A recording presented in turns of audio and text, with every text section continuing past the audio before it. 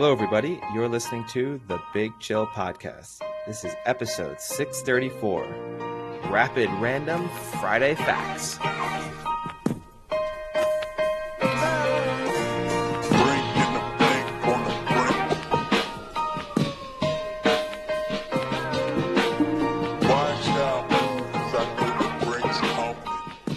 Hello, Big Chillians. Welcome back to the Big Chill Podcast. Frank joins us with Eddie. Eddie, how's it going? Yeah, things are going pretty well.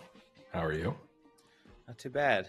I spent this morning getting to my office and eating some breakfast, and I was reading a nice little article that selectively popped up on my Yahoo newsfeed. It's from Good Morning America. Okay. How cosmetic leg lengthening surgeries are luring patients and courting controversy. How inexpensive / reliable would cosmetic lengthening surgery for your legs have to be before you considered it slightly? You have to be a little more I still have to go under the knife. Yeah, so let's say it got to the point where someone said, "Look, we can definitely add 2 inches to your height. It's a 3-month rehab process, but it's not an awful rehab. You aren't going back to." No, I'm not doing that. You're not doing it? No, I'll just wear those shoes that add 30. What if it had been available when you were 16, 17, and then you thought to yourself, "No," because I thought I was still going to grow. What age did you give up on that dream? About 6 months ago. Well, for Christmas, I'll get you the leg lengthening surgery, so the dream is still starting alive. at $72,000, and apparently it's extremely painful. Oh yeah, I mean they shatter your legs, right? They break your legs and they put a rod in that separates the bone in your legs, and then the bone grows back like around the rods. I mean, obviously, I say this from a slight position of privilege. No, from a little higher up. At the lofty height of 6'2", but I cannot understand why anyone would do that. Again, if it got to the point where it was relatively straightforward and not where, I don't know, they were injecting your bones with some kind of sort of hormone or whatever that was generating bone growth.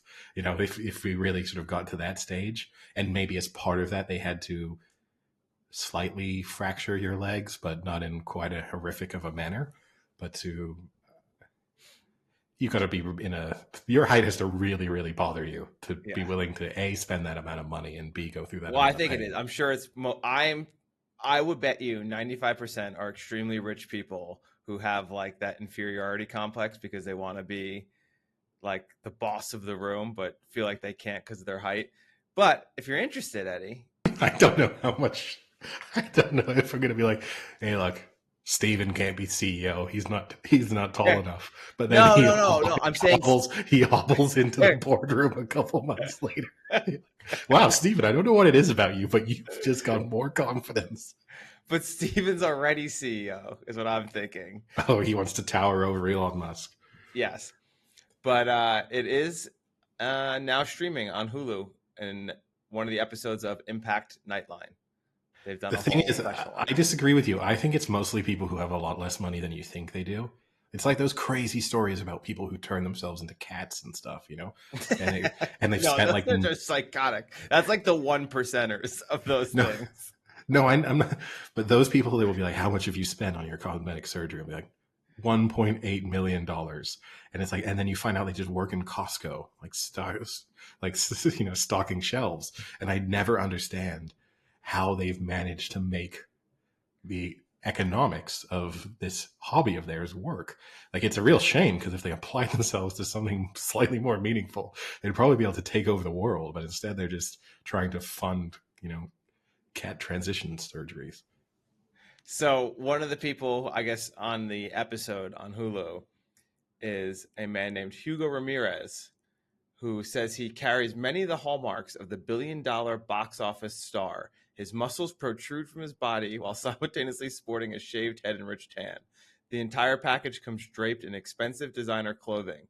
He says he is often, it says, at first glance, He is often mistaken for Dwayne The Rock Johnson. Now I'm going to share my screen in live time here, Eddie, and you tell me if this guy looks anything like Dwayne The Rock Johnson.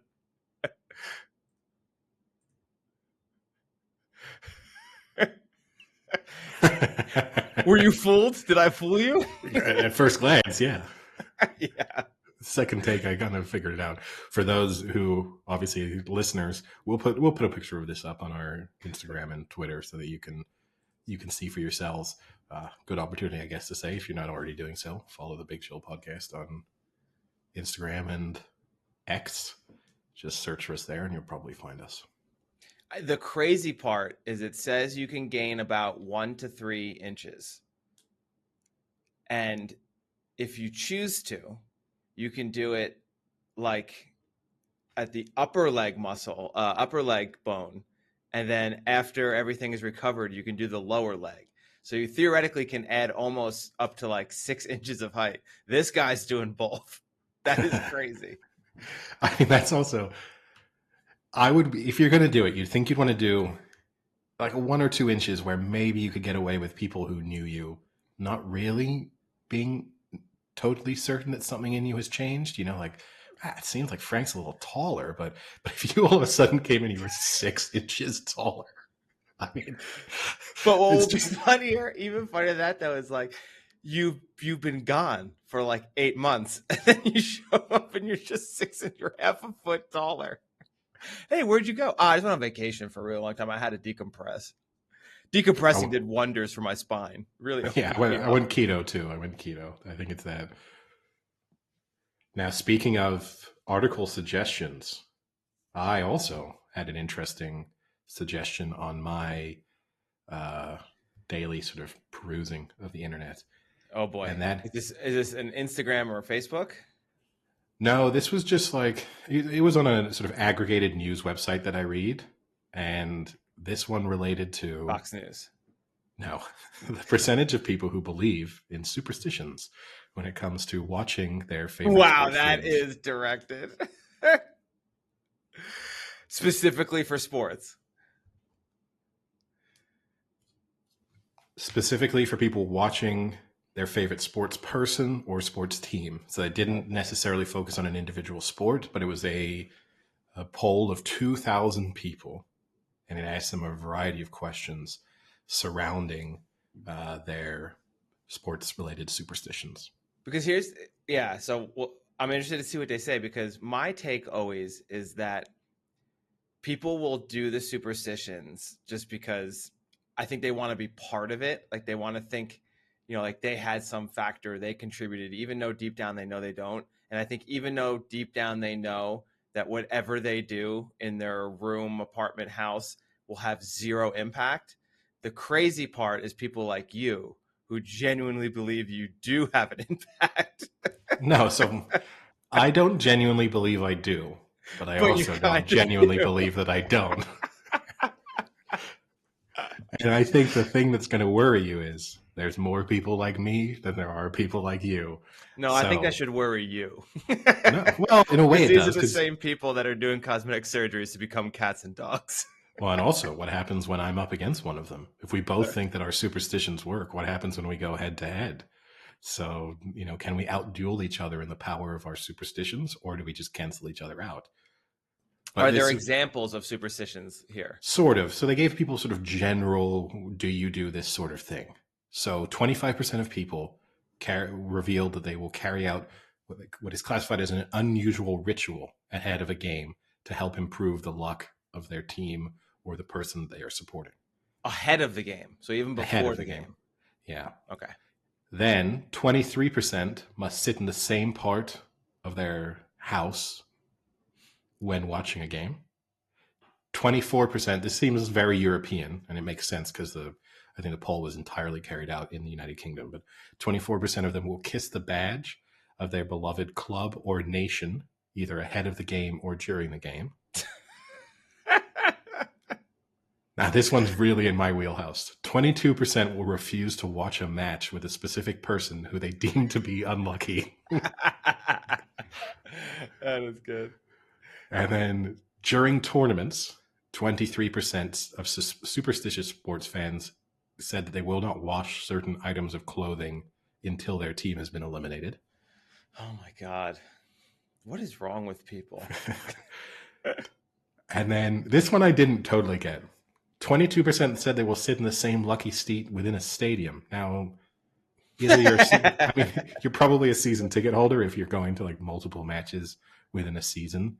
And if you're not, that one seems a bit of a stretch to me.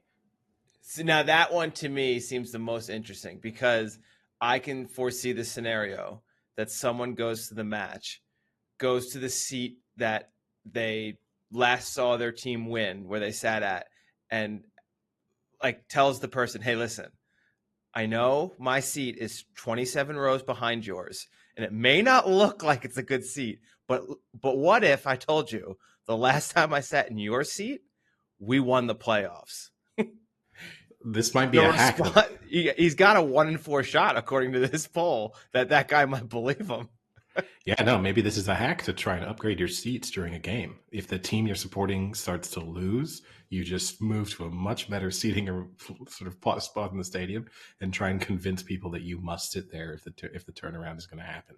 And then you got to really hope, if it's like a season ticket holder who agrees to switch with you, well, then they might just have to hand you their season ticket for the rest of their lives. It then continued 18%. This one seemed low to me. 18% will call on a higher power or say a prayer if they feel their team or favorite athlete needs a boost. I would have expected that to be significantly higher. Even again, if people like don't really believe in a god or aren't super religious, I would have just thought there would have been a moment a lot of people sort of throw out a little prayer, even though they don't think it does anything. Man, this poll is quite insightful. It's showing you that more people believe in superstitions than God than they do in a higher power. Yeah. Or maybe it shows that God? No, that is such a joke.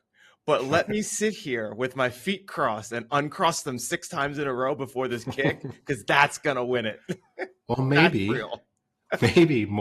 enough religious people, hopefully, have decided that their god or gods won't care about the outcome of a sporting event, and so really? choose. If you ask the athletes, it seems like they really come to that topic afterwards, because that's something I've got to speak about. And then 58% believe in luck, both good and bad, and 10% believe that their favorite sports team or person is generally unlucky. So that's well, the luck. Yes, I mean, I don't know if like luck is something you believe, if it's like a belief, but there exists a point where things just happen. Yeah, I mean, it depends whether. Yeah, but the Bill Barnwell would tell you there's no such thing as luck, right? There's no such thing as momentum, and these are just things that occur to you. Luck is applying a sort of additional meaning to an event that just happens to have transpired. Now, this is the one that really appeals to me. So, of those who are superstitious or have these rituals, 91% genuinely believe that the outcome of an event has been impacted by their rituals. That is insanity. And then the final little bit of data, 56% have had a gut feeling in the past that their favorite athlete or team was going to win. That one I don't really know how to read into that one. Like, if you're supporting Manchester City and they're going into an FA Cup tie against a non-league team, you're like, my gut tells me they're going to win. And they did. It was the overwhelming favorites, but they didn't let me down. I wish they would have asked a question like, if the ritual involved you never watching your sports team again, and it guaranteed they would like win the championship, would you do it? So they do have, I think they had one. Let me look back through these percentages. So 23% of people said they would stop watching their team or favorite sports person if they felt like that would help them. So that kind of addressed it. Now that is like leaving. That's like turning the TV off. That isn't. Yeah. I'll never watch the San Francisco 49ers again. Now, here's the thing is, I wouldn't make that deal. You could tell me that there was a certain moment in time, like, what's the point? If the reason why you want them to win is to get some pleasure, but they get to win now and you don't get to witness it, you don't get to witness it, but you still get to celebrate in the fact that they've won. But then everyone would say, "Did you see the game?" No, and I'm super happy about it. You get but they can thank me for why they won. Yeah, you just be a lunatic on the side of the road. Now, speaking of, right, we've had plenty of conversations about what my Instagram algorithm decides to put in front of me. I'm now getting bombarded by sort of clips of athletes, owners, coaches speaking about their religion. And what? And, yeah, this is the thing. Like, if I just go to Reels and scroll through it, I'd say 5% are of. There's one particular one which I think is. Oh, this is because you sent me the Harbaugh one. Probably, yeah. I have engaged by sending a message, and now I am just overwhelmed. So I think that there's one particular one which is called Christleith. Christleith. My mouth is not allowing me to get around that word. The combination of Christ and athlete. You got mouth in your marbles. Yes. That is, and the thing that's interesting, right, is it is not only clips of people, as it routinely says, giving all glory to God. Is it actually clips of, like, they show the angels behind them picking them up to make the catch, like an Angels in the Outfield? They actually have the sneak peek behind the view? No, but in addition to that, they are trying to build like it's a conspiracy that, mainstream media is not showing us these clips. So they will be like, did you see that interview with Lamar Jackson after the game? They didn't show the initial bit where he gave all glory to God. That's because mainstream media doesn't want you to know that athletes are religious, which I feel like if you're watching the NFL and you don't have some sense that pretty much every athlete in there is pretty religious, you are really doing well to ignore it. But it's everywhere. Jurgen Klopp featured. He's actually more religious than you probably would have thought. So he's been on there. Well, yeah, because I've never been able to see it because they fucking remove it from all his interviews. It's true. Mainstream media. It's one of the things they're really focused on. But yeah, it's been it's interesting, and the comment section is as toxic as you would expect it to be, with definitely some. Couldn't have seen that. Definitely some trolls who are asking at times legitimate questions. It goes back to my question about two superstitious people going to head. One of them is like, well, what happens? Like, a lot of it has been Brock Purdy, because he's obviously very much flavor of the month, and he is quite religious. And he does thank God for pretty much everything he does. And he was asked, for example, what he was thinking about when they needed that comeback, and he said he had his faith in Jesus, so he knew that Jesus wouldn't let him down. And the comment section in response to that particular interview was, well, what happens on the other team with the other people who also believe in Jesus? Well, why did Jesus let them down? And which I think, regardless of your religious views, is a legitimate question to ask someone. And it descends into very unpleasant reading very quickly. I mean, it shows you that Jesus has favorites. That's all. Yeah, which he definitely told us in the Bible. That's one of the things. But yeah, it's sure to feature in the Super Bowl, obviously. I'm sure Jesus will be praised endlessly by either the athletes or the owners or the coaches. But it's interesting. Now on to a lighter topic, statistic, that to continue this random set of topics that we're covering. I don't know if you saw the statistic from a couple of weeks ago. Rapid fire random. It is. One of the more, you're a big stats guy. We know that. You're always on record with that. It came up during the Lakers game on TV a couple weeks ago that LeBron James has now played against 35% of NBA players from all time. Did you see that stat? Oh my God. Really? Yeah. So LeBron James. That may not be true. It's true. I went away. I had that initial feeling. Crunched the numbers. You calculated it. You went back. You crunched the numbers. Crunched the numbers. So he's played against. He's been in the league for 21 seasons, and he's played against about 1,800 players. Which how long has the NBA been in existence? Oh, I mean, when did the merger happen with the ABA? In the 70s, right? I mean, there was the NBA before that, but you also had the ABA. I don't know how, but there in total there have been 4,800 NBA players in the history of the NBA, and he's played against 1,800 of them, basically.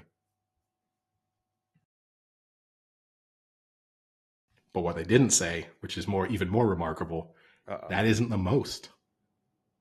That isn't the player with the most. No. Do you want to take a guess at the NBA player who's played against the highest percentage of all-time NBA players? It's got to be someone old. Like who played for a while. Played for a while, so he played 22 seasons.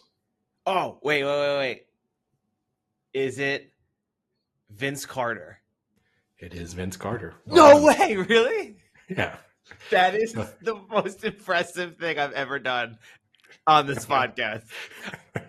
I probably haven't watched an NBA game in probably 12 years. Since Vince Carter retired. That was the breaking point for you. You're like, if this league doesn't have Vince Carter, I don't want to watch it anymore. But he played 22 seasons, and he played against basically 37% of the players who played in the NBA. Oh, I'm so glad I got that. For some reason, I was trying to think of Vince Carter, but in my head, I was thinking Tracy McGrady was the name. I had to unwrap that. It is one of those statistics, when you see them, that it feels unbelievable, and then when you do crunch the numbers and you think, well, 21 seasons, that's basically a third to a fourth of the history of the NBA anyway. So it kind of makes sense from that perspective if you've had that kind of longevity. So it would make sense. And you then factor in, well, it's weighted towards more modern players because there are more teams now, the more players within the league. So obviously if you go back and look at like Wilt Chamberlain, well, there were a fraction of the number of teams, so he couldn't play against as many players over the course of the season. So someone now is always going to play against more players than someone from the 1960s. So it makes perfect sense, but it's still mind-blowing to really think about. Well, I think that's... Oh, I've got some more random. I got some rapid randoms. Keep going. All right, I've got 3 Super Bowl related topics. Okay. Let's start with the slightly easy one. How many quarterbacks from the 2018 draft class where it's just the first round, they had 5 quarterbacks selected? It was a very famous draft class, 2018. They had 5 quarterbacks selected, second highest ever. How many of them have now made a Super Bowl? Okay, so that's the Baker Mayfield number 1 year, right? That is the Baker Mayfield number 1 year. Is it 0? It is 1. Yeah, oh, is this Sam Darnold? Because he's a backup. Baker Mayfield, Sam Darnold, Josh Allen, Josh Rosen, and Lamar Jackson. And only Sam Darnold is the one to have made a Super Bowl as of now. Best picks then. I mean, what are the Jets complaining about? Exactly. All right. Rapid number 2, Eddie. Brock Purdy, quite young. Maybe one of the youngest ever to start in a Super Bowl.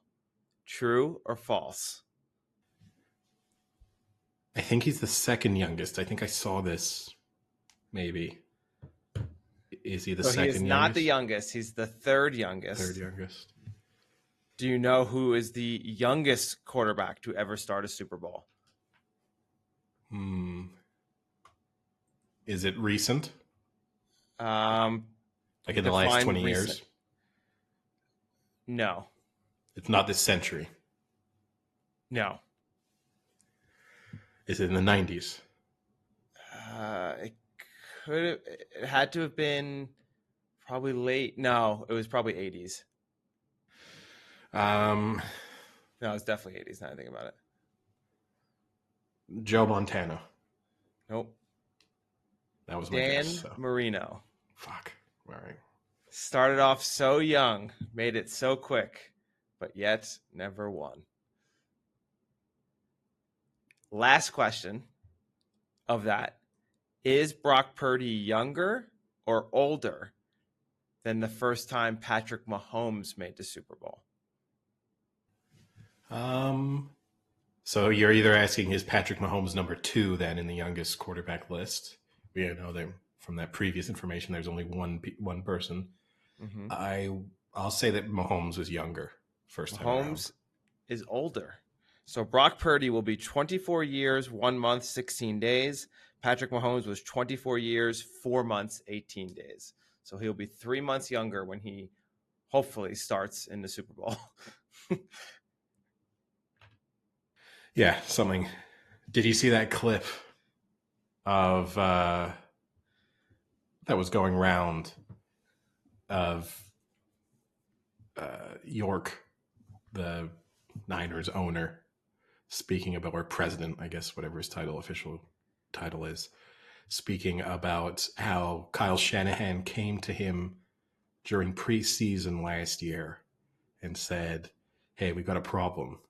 And he said, "Oh, what is it?" And he said, "I think our third string quarterback is our best quarterback." So this was obviously when they had Garoppolo and Trey Lance also there.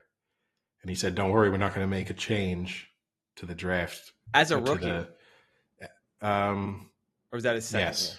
That was his second year, wasn't it? No, it was his rookie year. No, he didn't start that was his rookie year. Yeah. And that's crazy. And he basically said, well, look, we're not changing the depth chart now, but at some moment in time, Brock Purdy is going to be the quarterback, the starting quarterback for the San Francisco 49ers. Yeah, I'm sure that's what he said. He's probably like, this Trey Lance guy's awesome. Because according to reports that you told us for a year and a half, Trey Lance looked phenomenal at training camp. Well, just think how highly they obviously thought of Brock Purdy, because Trey Lance was tearing up trees as well, and Brock Purdy was even more impressive. Last one. Trivia. Quite tough, I think, unless you've heard the answer. Often the case with trivia. No, but I mean, like, this is one like I don't think you'll be able to guess. Saying, but yeah. So, if McCaffrey were to win the Super Bowl for the 49ers, he will join with his father a selective group where only one other father-son duo have won a Super Bowl for the same NFL team. So McCaffrey, his father, won while playing wide receiver for the 49ers. And then if Christian McCaffrey were to win, they would become the second father-son duo to ever do that. Do you know who the first and only so far father-son duo is to win a Super Bowl with the same NFL franchise? No, this is pretty tough because I'm trying to think, like, Howie and Chris Long both won Super Bowls, but not with the same franchise. And I'm trying to think of other father-son duos. I think that's the only one that I can think of. I'm sure there's several, but it's the only one that comes to mind immediately. Yeah. It's probably not coming to mind, Eddie, because it is one of the most unique positions in the NFL, and that is the long snapper. Oh, fuck that. I don't know if this really even counts. Zach Diassi of the New York Giants won the Super Bowl against the New England Patriots, and his father, Steve Diassi, also as a member of the New York Giants, won a Super Bowl, also as the long snapper. So the Diassis of the New York Giants. Yeah, you could have given me $1 million and $1 million. I would have not got close on that one. And I genuinely, I don't think I can even come up with another father-son duo in my head. So that already makes it tough. Yeah, there's not many in the NFL. A lot more in baseball. But I mean, I guess you'll have a lot coming up quite soon, because you have Frank Gore's son is coming, Marvin Harrison's son is coming. Trying to think of some other recent ones now that are coming through the pipelines. It feels like it's more and more common for, And I guess the reality is, right, as sort of, in a sense, it's counterintuitive, but as training becomes more and more of an element of becoming a professional athlete, the benefits of growing up with a parent who was a professional athlete who can both help you in terms of that approach to training and then also the sort of finances and access to then kind of give to allow you to do all of that, it's going to help people more than it used to. Like, but feels Yeah, like and every sport now is more common. well, it's also a lot sport dependent because you're seeing a lot now in basketball, but that makes sense to me because just the natural height element of basketball of needing to be tall Wait until without those plastic leg surgery. lengthening surgeries kick off, and then Shaq's But kids won't stand a chance. because I mean, in the NFL, I think the most famous one will be the Mannings. But then besides that, like you start to like Clay Matthews. I know his father played. That was one I Yeah, I mean remember. The Matthews have like five, don't they, in Yeah, total across their family? They have another one of those sort of familial dynasties in a sense. And that's the thing. You see a lot of the other factor that's always an element too, right? Is genuinely believing that becoming a professional athlete is a realistic opportunity. When your parent, it's like any job that your parents have. You know, if your parent is an astronaut, you're probably more likely to become an astronaut because you actually think normal people become astronauts. Whereas otherwise, you're like, that's a pipe dream. There's no way I can pull that off. And same, like if you grow up in a household where it's like, oh, yeah, my dad plays in the NFL, you think that becoming an NFL player is like becoming a dentist. Like it's yeah. something you can do versus the average kid who thinks, I need a lot of things to go my way. Or maybe head coaches with Mike and Kyle Shanahan. Yeah, and Full a circle. lots been made, right, of that 2013 Washington coaching staff that's now like dominating the NFL. They've now got five head coaches out of Yeah. their coaching staff from a season when they went 3-13, I think. And maybe we can touch on that at a later point, but maybe that shows. Maybe that hurts Bill Belichick. The argument of is it coaching or players? Well, Maybe it definitely hurt Bill Belichick because he was passed over for one of those coaches. it's true. Yeah. In other sports, though, I guess random quickfire, right? I don't know if you saw the big news coming out of Formula One that Lewis Hamilton will be switching teams for the 2025 season. He will be joining Ferrari, which is an interesting development. I But saw that news. I have no idea what it means.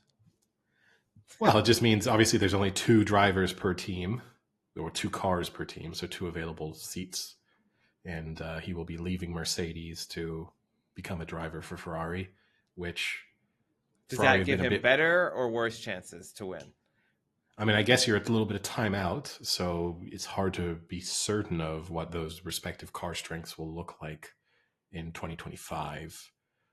But based on the last couple of seasons, Ferrari have been a bit more of a factor in races than Mercedes have. So, based on that trend, you'd say he will have a better chance to win and have a better chance of securing that record setting world championship title, which I'm sure is the thing he's hoping he can get before he retires after he was sort of robbed of it in that dramatic finale a couple of years ago. Elsewhere, transfer window in European football maybe wasn't as exciting. Spending overall was way down on previous seasons. So I think there was something like £750 million less spent this January than last January across all European football. So it was a fairly quiet transfer window overall. Part of that as a result of a little bit of crackdown on teams for financial fair play. So Newcastle and Everton can't really spend any money. Chelsea have pretty much spent all of the money that they can spend for the time being. So a lot of clubs, if they start to really, enforce those rules a little bit more strictly on top clubs, then we're definitely going to see less spending over the next few windows.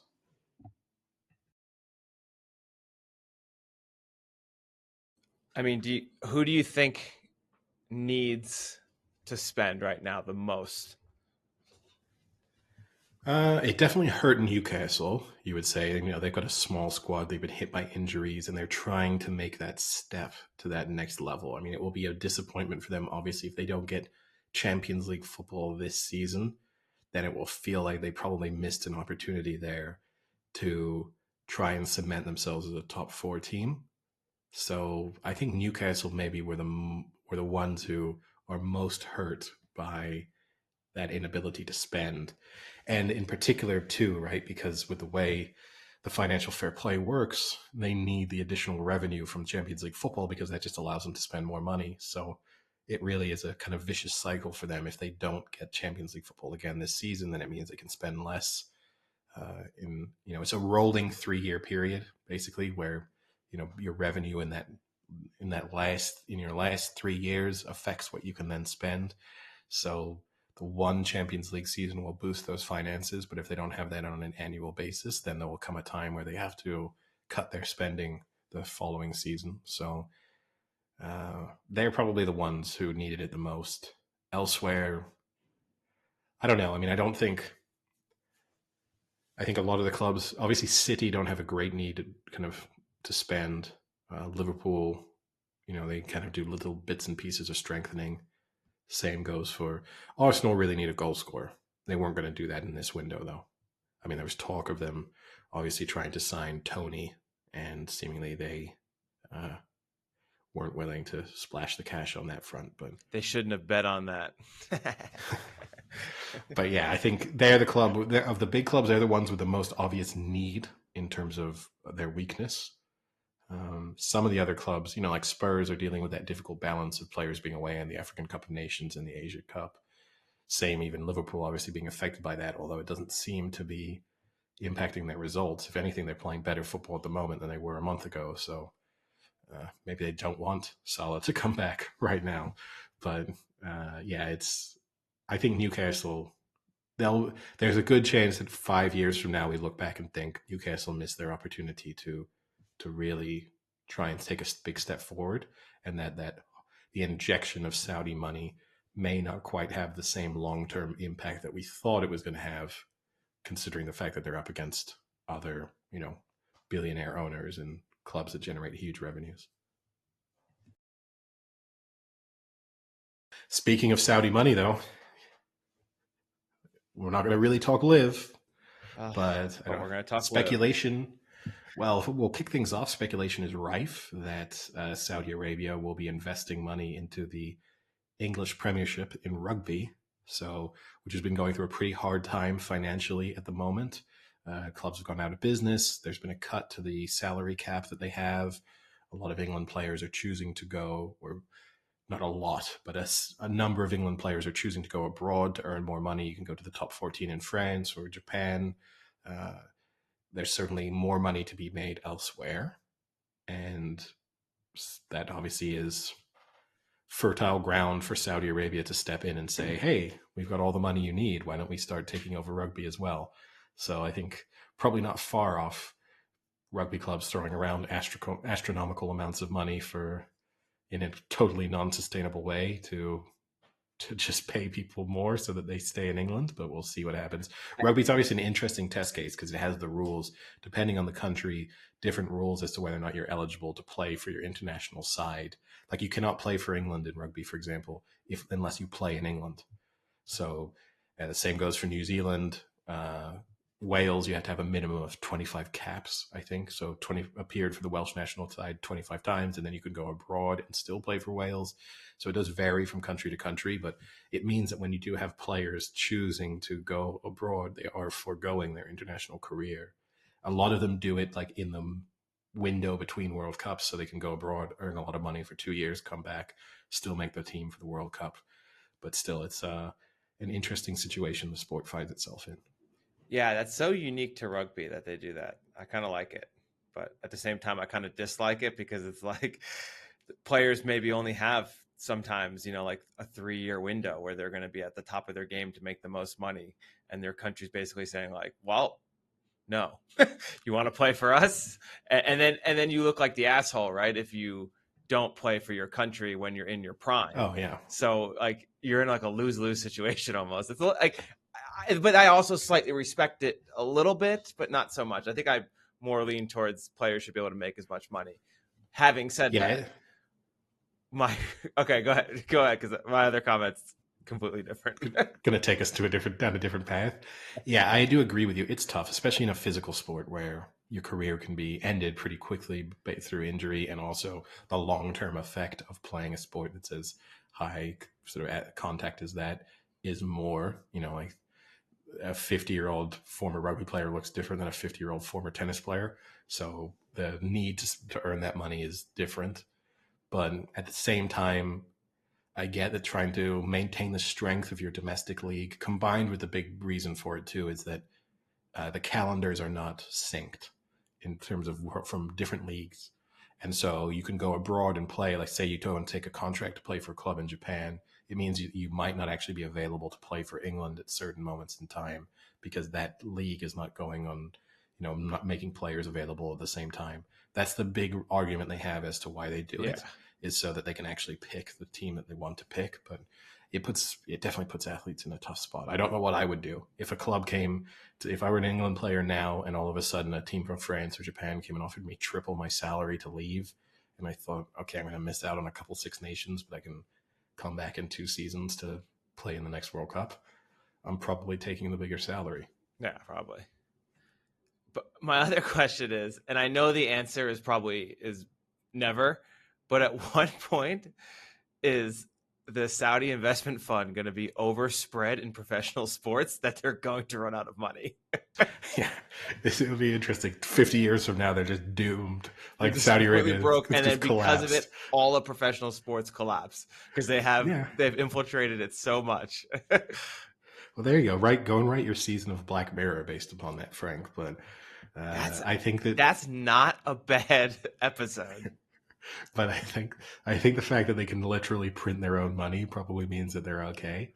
But in similar news, I guess a slight blow to the PIF and to Saudi Arabia and their sports whitewashing that they're going through. Obviously, the PGA struck a deal with alternative investors to pump $3 billion over the course of the next few years into the PGA Tour and the European Tour, which includes $1.5 million of equity being made available to players who remained loyal to the PGA Tour. So nice. It will obviously benefit the likes of Rory McIlroy and Tiger Woods really needs that money. Yeah, our favorite Victor Hovland, I'm sure, will be one of the ones who benefits from this. You know how many heavy metal concerts he can go to because of that? Oh, he can buy them all. He's just going to own Slipknot as a result of this. But the thing I struggle with at a certain moment in time is like, are we just okay with golfers earning this much money? I mean, I know we kind of already went through this discussion to a certain extent when all of the money was being discussed for the LIV Golf, the hundreds of millions verging on. I know the offer to the Tiger Woods was, reputed to be around $1 billion, but the sport doesn't make that much money. Like we are all acknowledging that the economics. Yeah, we are. The economics of this. Because then how has that not collapsed yet? But it will, right? We're just robbing from Peter to pay Paul a bit with this. Like this is just like full start. So Paul's eventually going to die. You're telling me. Yeah. Or eventually. Peter. We're robbing Peter. All of them. Peter and Paul are both dying. They've been dead for decades. Yes. This is full startup mentality, right? Of like, we're not profitable yet, but as long as we can have another funding round, things are okay. We can have an 18-month runway, and then we'll raise some more money, 12 months from now, and we'll extend our life cycle. Hey, you live the startup life. That's how you do it. Just keep raising to cover your losses until you become a Hulu documentary series. That's when you've made it. That's maybe that's why Netflix is starting to make all of these sports documentaries, not so much because they're that interested in the actual sports content, but so that they're getting all of the necessary content they need, that when these leagues start collapsing, they'll be like, let's cut to this interview with John Rahm in 2023 when he just thought the world was his oyster.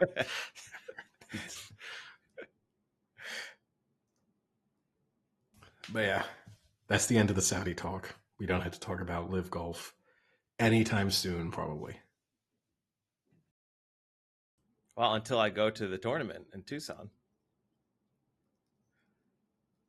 Well, okay. So until you make the active decision to engage with the Live Golf Tour, we don't have to discuss it. I won't bring it up anytime soon. Fair. Anything else from your own quick fire? Oof, not much. Not much on the entertainment front either. I will say I've put together this like random list of movies that I want to watch. Anytime like a movie pops up in my head, I'm like, oh, I haven't seen that. Or like someone talks about one, I keep making this list. And the list keeps getting longer and longer. But I've made an effort now to kind of at least once to twice a week to pick a movie or like if it's a TV show and start it. So this weekend, I watched Thelma and Louise, which I've never seen before. It's a Ridley Scott movie, for those who don't know, which is why I don't know why. I guess I've never seen it because it's old, right? It's 91, I believe, is when it was made. So I guess it was kind of before my time, and then it was one of those ones that I never picked up on when I went to college or something like that. But I always just thought it was unique because it's Ridley Scott, and it's about kind of two women on the run a little bit. Like it's not a traditional Ridley Scott movie. It was really good. It's just funny as you watch movies that are now, 30 years old, how much slower they are. Like it's crazy now when you watch a movie how fast things move in the movie.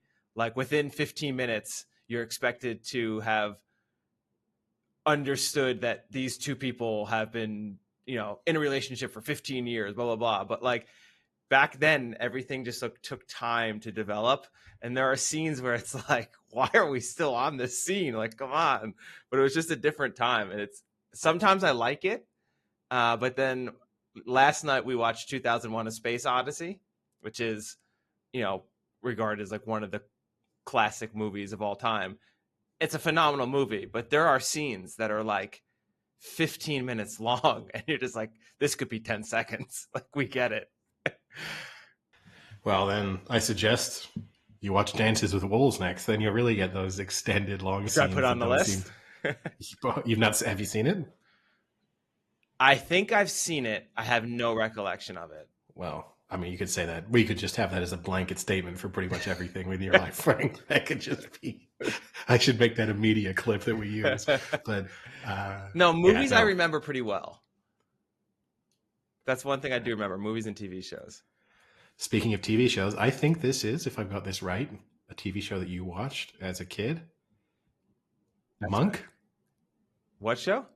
Monk? Were you a Monk person? A weird-looking guy? No. Okay, yeah, Tony Shalhoub, yeah. Okay, I don't know. It's someone in our sorry to whoever that is. Unnecessary shots fired at a very popular actor, but look, all right, let me phrase. He's unique looking. I don't think he's that weird looking. In the TV show, he's obviously an interesting character. I never watched Monk as a kid, or when it was on TV, I should say. But I do. It's fallen into the YouTube clips that I watch. Oh wow! Where it does, the quick edits the episode down to sort of 6 minutes, and you get to see both the crime and then how he solves it. And obviously, Monk is not supposed to be taken as a serious crime solving, murder mystery. That being said, the number of times that when he starts to figure out who probably did it, and he starts to throw this random, mostly circumstantial evidence at them to tell them why he believes they are now they were the person who carried out the murder. The number of times that person responds to, yeah, but you can't prove it, which I think if you're ever in a situation where you're being accused of murder and the words "you can't prove it" come out of your mouth, you've put yourself into a lot of trouble. That does happen in a lot of movies, though. That is a huge movie cliche. Yeah. And look, people probably say it in real life because it's like when you watch the clip, the recordings from interrogations, people are a lot dumber than you think they are. People will, especially when they feel confident, they'll get themselves into a lot of trouble. But that's our legal advice for the week. If any of our listeners are accused of murder in the coming days, never, don't say you can't prove it. Yeah. And I have to say, I have you now to thank. Well, partly you, and partly because I think you're watching it because the same reason a lot of other people are watching it, because the last season of Curb is due to air. I have now just vigorously been going through Curb episodes. Like whenever I have, like if I'm eating lunch, I'll just put it on in the background, or like if I'm doing work at home, I'll just put it on the background. Like that is, I think, the humor that I most closely resonate with, because it's two different types of humor he does in it. He does like the situational lead up humor where it kind of comes together for like something at the end, but then there's also just like fucking phenomenal one-liners he throws in there that you don't even like remember or think about again, that are just so funny. Like just the one that's coming to mind now is when there's the, where he's interacting with women in his neighborhood that are at like the half, not a halfway house, but like a house for women who have been in domestic abuse, and they go to this house, like a bunch of them together. And then I think she calls them, they used to be like battered women's homes or something like that. She's like, we don't use that term anymore, whatever. And then as they're just having a conversation, it's him and the woman who runs the home. He's like, what's the situation over there in that sorority house? He just calls it a sorority. It's so good. Like these just throwaway comments he makes that are just fucking hysterical. There's so many of them that he'll do that are just like great little one-liners that you know are improv, but are just so funny. No, it's true. I actually think that's why of like the loss of Bob Einstein, like he's Oh, Einstein and not Einstein, right? he's so Was good in it. a blow, because he falls into that category. The things that he would say. The one that stuck out from the rewatching that I've sort of been going through is when they're trying to make up, when he has the idea of showing up to a party the day after the party to claim that he had the wrong date as the Yeah. way of like getting out of attending the party, and they show up to his house, and then the character Jeff copies him, so they're all of them are stuck there and trying to make excuses to leave.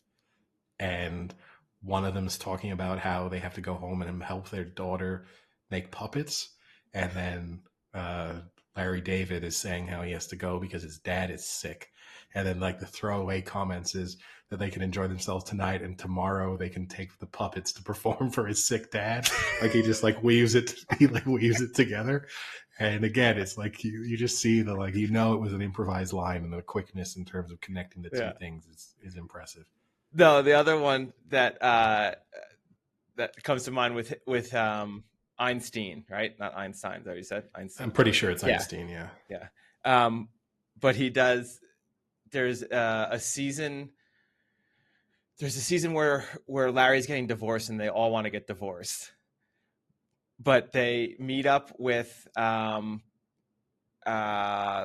Lewis, and Lewis is dating a burlesque dancer who has like huge breasts, and they're all sitting at like lunch, and they're talking, and like they're making fun of him because that's the only reason he's dating her. And he's like, no, she's really smart, she's sophisticated, blah blah blah. And then it like kind of passes for like maybe 20 seconds, and then Funkhauser looks at him, and like really seriously he starts it off being like, so have you guys sat down and decided a time when you're actually going to look at her face? It's just like so good because he's really good at starting off with something being like serious and then just throws the joke in like you don't expect it. It was so fucking good. And everyone, you could tell it was improvised because everyone just dies laughing, and then they end the scene. Like that's the end of the scene because they must not have been able to like control it. But it's the same with that joke he tells Jerry when he first meets Jerry, was completely improvised, and like all Jerry genuinely thought it was hysterical, and that was his actual reaction to laughing, which is a phenomenal joke. Yeah, well, that ends our little Curb Your Enthusiasm favorite moments. Obviously, for our listeners who are hoping for our reactions to the latest episode of The True Detective, unfortunately, my fault, I have not watched this week's episode, but next week we will do our little catch up on, I guess, what episode 3 and 4 would that be? Yep. So gives our listeners time to make sure that they have their house in order and that they have watched all of the latest episodes. Yeah, so I won't spoil anything for episode 3, but I will say, having already now seen 3 episodes and halfway through the season, this is either going to be good or this is going to be a letdown. Because there is a lot to weave with only 3 more episodes left. Yeah, that was already evident, right? We discussed it even from the first couple of episodes that it felt like things were moving kind of slowly, in not a bad way, but in a bad way when you don't have a lot of time to wrap up the various storylines. I don't know if you saw, there were a lot of fan theories though that have come out about how the connections between this season and season 1. Did you see any of these? Yeah, I've seen all of them. And basically most of them have been disputed. Well, so which ones are you talking about? Because a few have actually been confirmed. So one of them is that the sort of ghostly figure that guides the one woman Russ to the Cole's bodies. father. Yes. Yeah. And that supposedly has been... No, that supposedly is accurate. Because people, like, if you go back to season 1, Russ Cole says he grew up in Alaska and his father died of leukemia. And people are kind of saying, like, it's almost definitely him. The annoying part is people are like, oh, does that mean Matthew McConaughey is going to be on the show? And it's like, 1, no. And 2, that would be so fucking stupid. Like, that would make me fully out on the show if he just appeared for an episode. Like, you don't need that. Bad news. Episode 5. Matthew McConaughey. I think a lot of people will be upset because then you're literally just reaching for that. Like, what? I wouldn't even call it nostalgia. The show's only 10 years old. But, like, whatever you want to say, you know? Yeah, it's interesting. I'm trying to place... Because season 1 of True Detective, right, it wasn't set in entirely the modern day, right? It was sort of... I feel like it was set in the 80s or 90s. Season 1 of True Detective, maybe the 90s. So I'm just trying to piece together, like, how old Matthew McConaughey would be in this timeline, if you see what I mean. Like, he would be in his... I'm presuming he... Except then, I guess the old woman was like the lover of his dad. So it was set in 95. Season 1 was set in 95. Okay, and he seemed firmly in his 40s. It actually doesn't make sense when you think about it. Like, if you actually... Because if you then try and think, that means... Let's say he was 40 in 95, so that would mean he'd be, in his late 60s. Let's say he's in his late 60s in this universe. Okay. That means his dad was like the lover of that woman, who's probably early to mid 70s. Yeah. So they're saying that Matthew McConaughey's dad in this universe had him when he was like 12. It's just a little wiggle room. Not a lot of wiggle room, though. Yeah. And there's also the other connection is the Salal station is being funded by the Tuttle Corporation, which is the group of people that were, like, kind of in the underground scenes in season 1, kind of running the government. Yeah, I mean, I don't know. I never love those types of Easter eggs that people put in sort of purely for the sake of the internet, basically, it feels like at times. But yeah, it's we'll see. Yeah, I'm still hopeful. I'm still hopeful. I'm hopeful. I mean, I've enjoyed every season of True Detective, even though a lot of them have been heavily criticized. So yeah, I'm still optimistic that this one will be good. Yeah.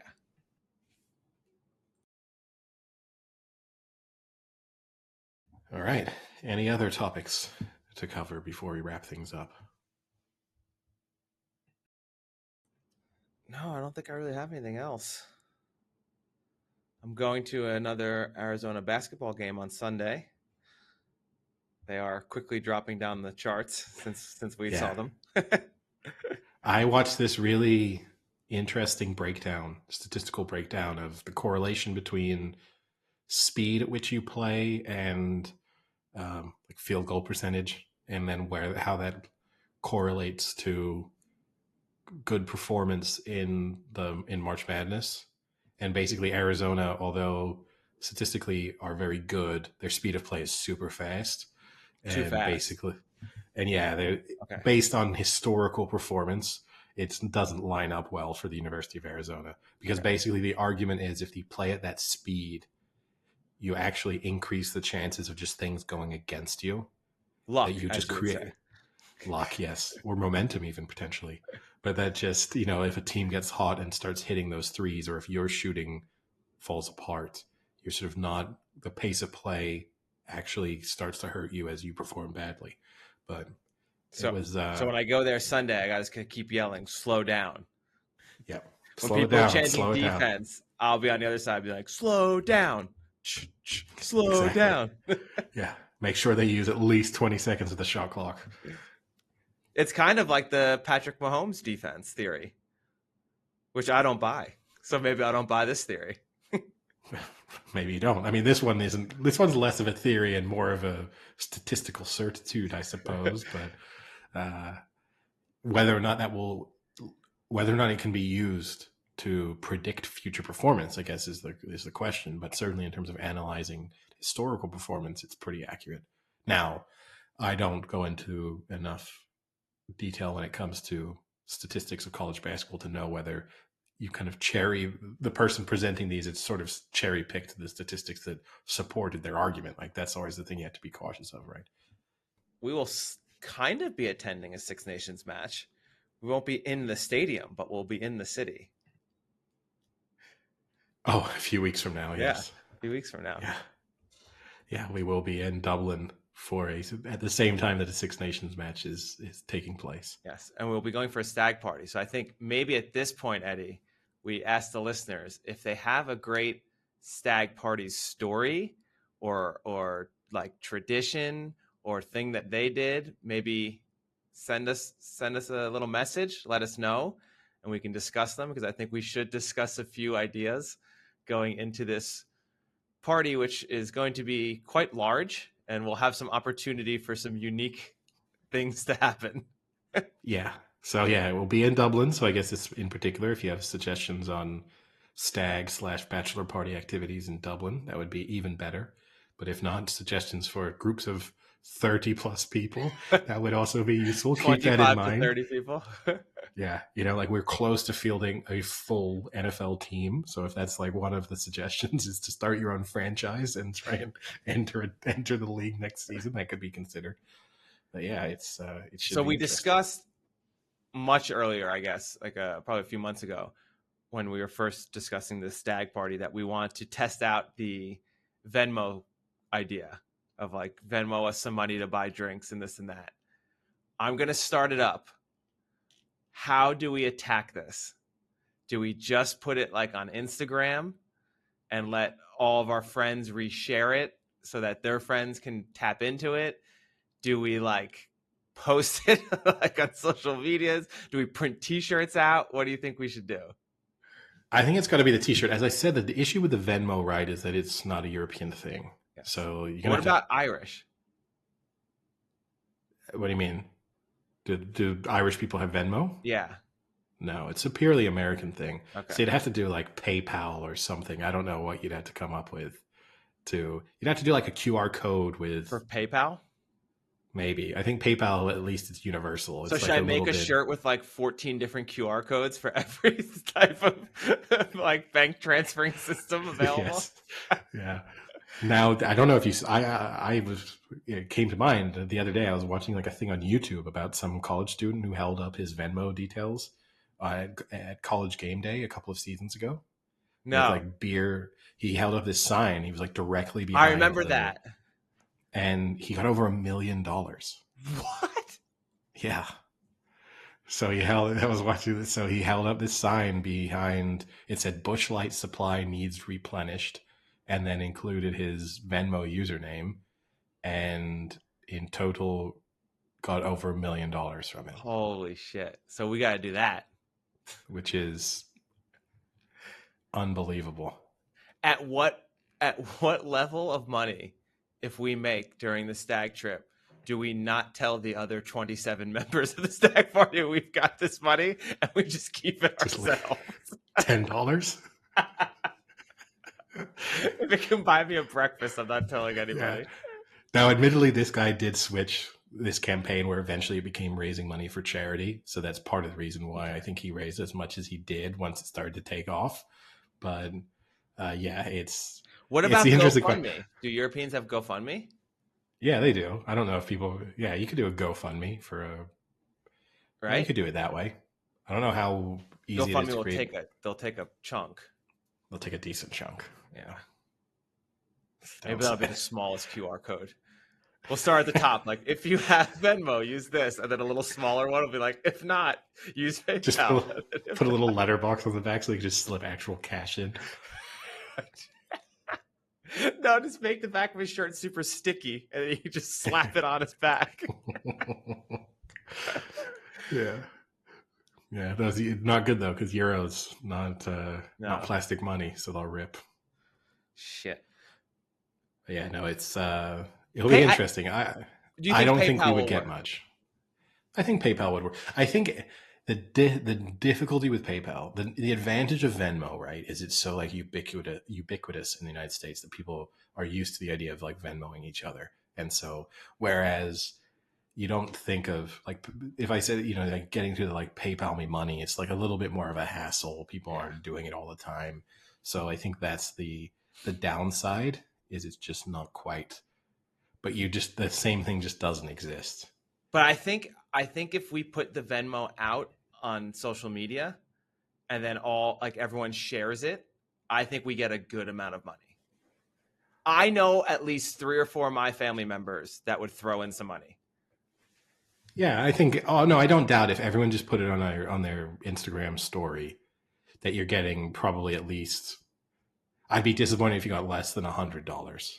Yeah, and that would get us half a round of drinks for the group. Yeah, yeah, and that's where it pays for my dinners.